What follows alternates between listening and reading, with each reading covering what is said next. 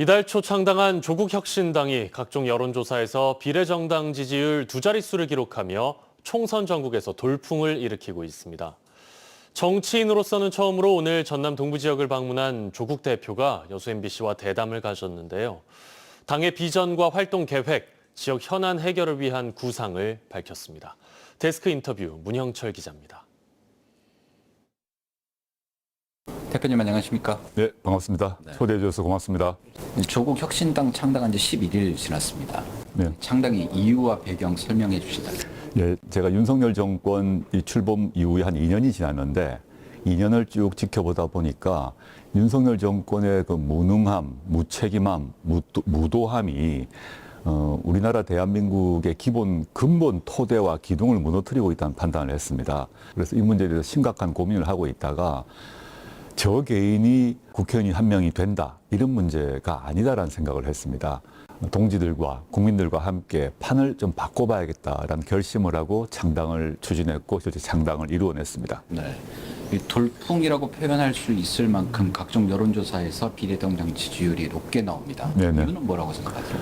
첫째는 지난 2년간 우리 국민들의 마음속에 깊은 울분과 분노가 켜켜이 쌓여 있었다고 생각합니다.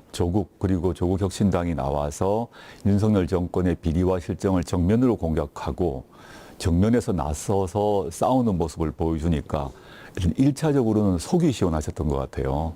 그 국민들의 울분을 풀어준다는 측면 외에 민생과 복지가 중시되는 선진형 복지국가 건설이라는 정책 비전을 계속 얘기를 하고 있습니다. 두 측면이 동시에 있어서 국민 여러분들이 아주 놀라울 그런 지지율을 보여주고 계신다라고 평가하고 있습니다. 이 윤석열 정부 남은 3년은 너무 길다. 현 정부의 조기 종식을 목표로 내거셨는데 네. 그만큼 지금 상황이 심각하다고 보시는 거죠? 진보 보수의 문제가 아니라 대한민국의 이런 근본 가치를 흔들리고 있기 때문에 이걸 2년 동안 우리가 볼 만큼 보았다는 겁니다. 그럼 3년 뒤에 우리 대한민국이 어떤 모습으로 있을 것인가 되돌릴 수 없을 것이라고 봅니다. 가능하면 빨리 종식시키고 새로운 스타트를 해야 된다. 리셋을 해야 되는 거죠. 그렇지 않으면 이게 위기 상황이 심각해질 것이라고 보고 있습니다. 22대 국회 1호 법안으로 이른바 한동훈 특검법 발의하겠다 이렇게 말씀하셨고 네. 여기에 대해서 여당은 범죄 혐의를 덮으려는 의도다 이렇게 비판했습니다. 네, 이에 대한 네. 입장은 어떻습니까? 한동훈 특검법은 한동훈 그 비대위원장의 범죄를 드러내자는 것입니다. 누구의 범죄 혐의를 덮겠습니까? 그리고 이미 저나 이재명 대표의 경우는 수사를 다 했어요. 그 기소까지 되었어요. 그 재판에 따라 결과에 따르면 돼요. 그런데 한동훈, 김건희, 윤석열 같은 경우는 어떠한 수사도 받지 않고 따라서 기소도 되지 않고 기소도 되지 않았기 때문에 유죄 판결 자체를 받지 못하는 형국이기 때문에 저는 똑같은 기준으로 수사를 받아야 된다는 입장입니다. 네. 이 대법원 판결이 나오기 전까지는 물론 무죄로 추정되긴 하지만 1심과 2심에서 혐의가 인정이 됐습니다. 네네. 대표님 본인에 대한 사법 리스크에 대해서는 입장이 어떠신가요?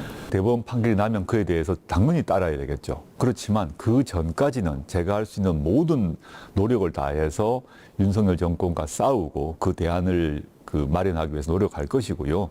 만약에 저에게 가장 나쁜 경우가 생긴다 하면 저희 당원들과 국민들이 대신해서 저의 뜻과 마음을 받아서 같이 다른 대체적 역할을 하실 거라고 믿습니다. 네.